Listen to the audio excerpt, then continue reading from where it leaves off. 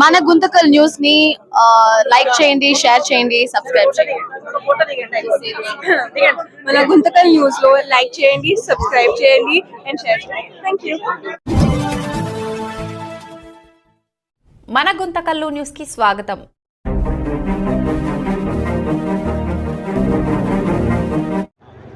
ఉత్సాహంగా పెద్ద ఎత్తున వేలాది మందితో మంచి బహిరంగ సభ, మంచి ర్యాలీ నిర్వహించుకున్నాం.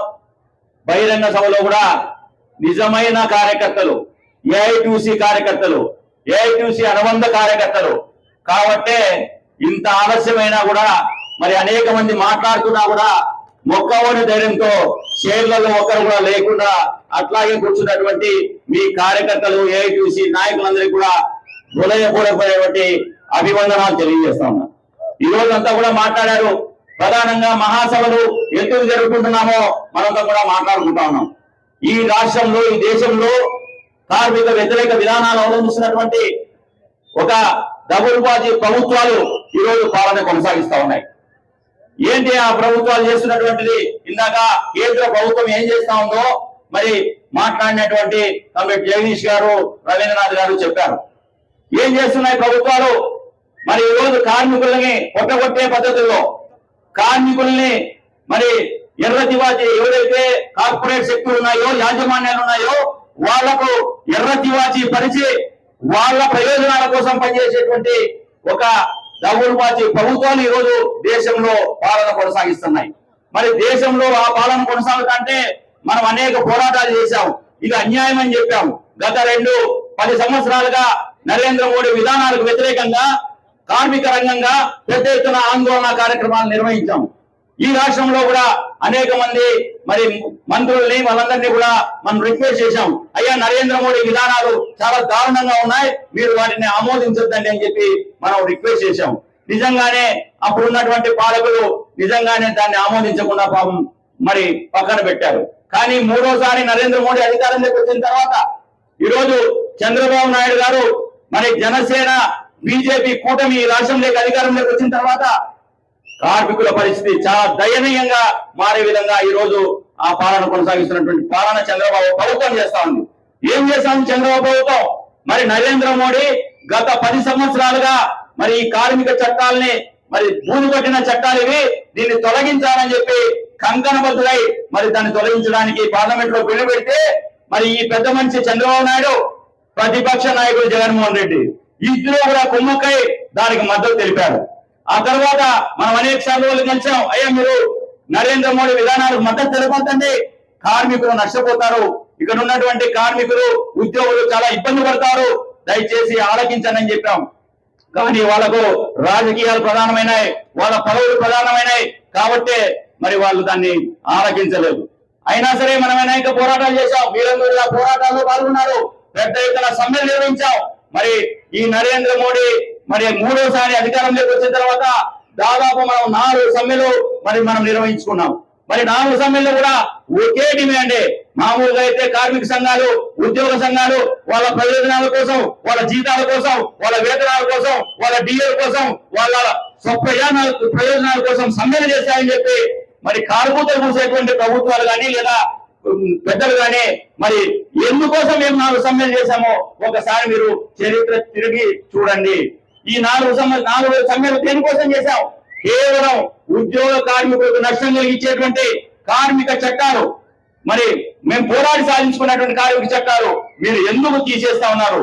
లేబర్ కోడ్ మాకు అక్కర్లేదు, కార్మిక చట్టాన్ని యథాతథంగా కొనసాగించండి అని చెప్పి చెప్పడానికే మనం సమ్మెలు చేశాం. అయినా సరే మరి కేంద్ర ప్రభుత్వం నిమ్మకు నీరెత్తినట్టు వ్యవహరించింది. మరి రాష్ట్రంలో చంద్రబాబు నాయుడు గారి ప్రభుత్వం ఏం చేస్తా ఉంది? ఆయన కూడా మరి కేంద్రంలో నరేంద్ర మోడీ తానా అంటే ఆయన ఇక్కడ తందానా అని డాన్స్ చేస్తా ఉన్నాడు. మరి రెడ్డి ముక్కు తీసుకొని తిరుగుతున్నటువంటి లోకేష్ గారు సిగ్గు లేకుండా మరి ఆయన 8 గంటల పని విధానాన్ని మారుస్తూ మరి అసెంబ్లీలో ఏమాత్రం చర్చ జరగకుండా ఆయన 11 గంటలు కార్మికులు పని చేయాలని చెప్పి సర్క్యులర్ ఇష్యూ చేశాడే. నీకు సిగ్గుందా లోకేష్ అని చెప్పి నేను అడుగుతా ఉన్నా. నిజంగా నీకు సిగ్గుందా? మరి నువ్వేమో నేను ప్రజలకు చాలా సన్నిహితమైన వాళ్ళని, నా ప్రభుత్వం ప్రజలకు అనుకూలమైనటువంటి ప్రభుత్వం చెప్తా ఉన్నావు, మరి నువ్వు చేసింది ఏందా పెద్ద మనిషి అని అడుగుతున్నావు. సరే మనం చాలా సంవత్సరాలు పోరాటం సాధించుకున్నాం. మహిళలకు సంబంధించి అయ్యా మహిళలకు భద్రత లేదు ఈ దేశంలో. పట్టపగలు మహిళల మీద అరాచకాలు, లైంగిక దాడులు జరుగుతున్నాయి. వారికి సరైన రక్షణ కల్పించండి అని చెప్పి మనం గబ్బోలు పెట్టి చెప్తా ఉన్నాం. అనేక ఆందోళన చేశాం, అనేకమైనటువంటి ధర్నాలు, ఆందోళనలు నిర్వహించాం. అయినా దాని మీద స్పందన లేని ప్రభుత్వం ఈ రోజు లేబర్ కోడ్ లో వచ్చినటువంటి ఒక సూచన మేరకు, లేబర్ కోడ్ లో ఉన్నటువంటి ఒక సెక్షన్ ప్రకారము ఆడవాళ్ళు రాత్రి షిఫ్ట్ లో పనిచేయాలని చెప్పి సిగ్గులైనటువంటి ఒక సర్కులర్ ఇష్యూ చేస్తారా? సిగ్గుగా నీకు అని చెప్పి నేను అడుగుతున్నా. మరి మహిళలకు రక్షణ కల్పించలేని ప్రభుత్వం ఈ రోజు వాళ్ళని రాత్రి షిఫ్ట్ లో పనిచేస్తే పట్టపగలు చిన్న పిల్లలకు కూడా రక్షణ లేనటువంటి సమాజంలో మనం బతుకుతా ఉన్నాం. చిన్న పిల్లలని చూడకుండా అత్యాచారాలు, అన్యాయం జరుగుతా ఉన్నాయి. మరి మహిళలు రాత్రి కూడా పోయి పనులు చేస్తే వాళ్ళ భవిష్యత్ ఏంది? ఒకసారి చెప్పు చంద్రబాబు అని చెప్పి నేను అడుగుతా ఉన్నా. చెప్పండి లోకేష్ గారు అడుగుతున్నా.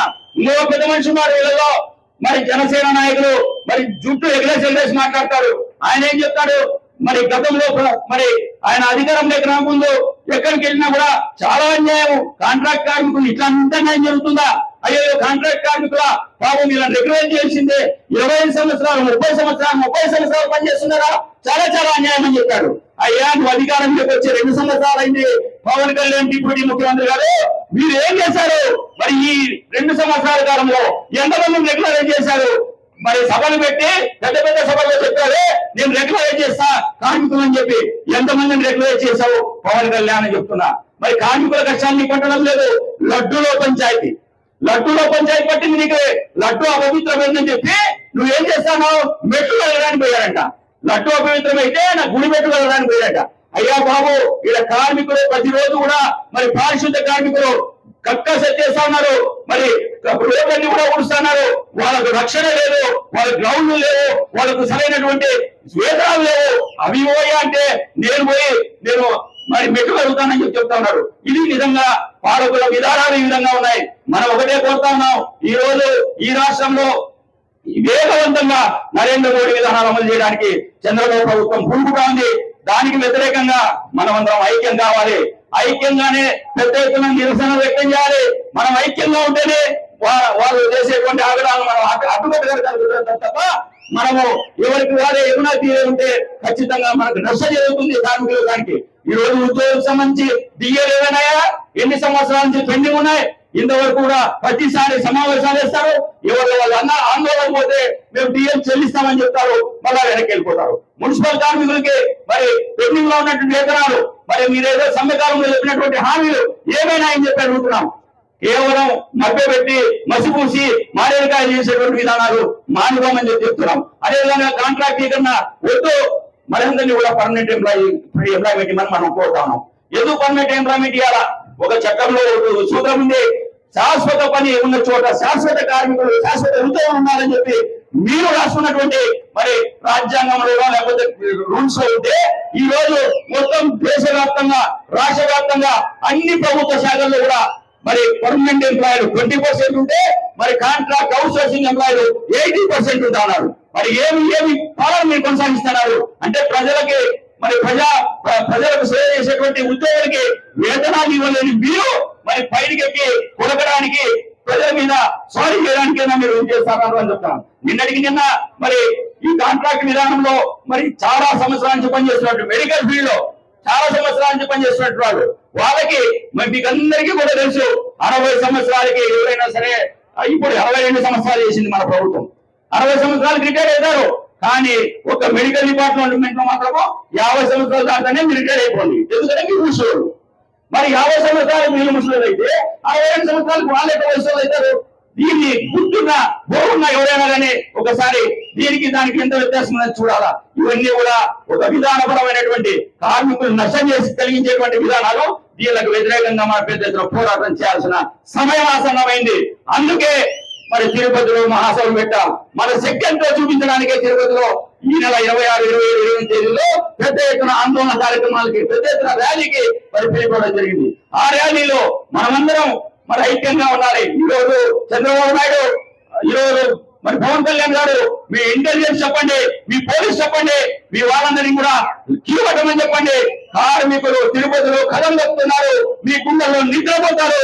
ఖచ్చితంగా ఈ విధానాలు మీరు మారకుంటే ఖచ్చితంగా మీకు మీ ప్రభుత్వానికి నూకలు జరుగుతాయని చెప్పి ఈ సందర్భంగా తెలియజేస్తూ మనమందరం ఐక్యంగా ముందుకు సాగాలని చెప్పి మీకు విజ్ఞప్తి చేస్తూ నాకు ఇచ్చిన అవకాశాన్ని ధన్యవాదాలు తెలియజేస్తూ సెలవు.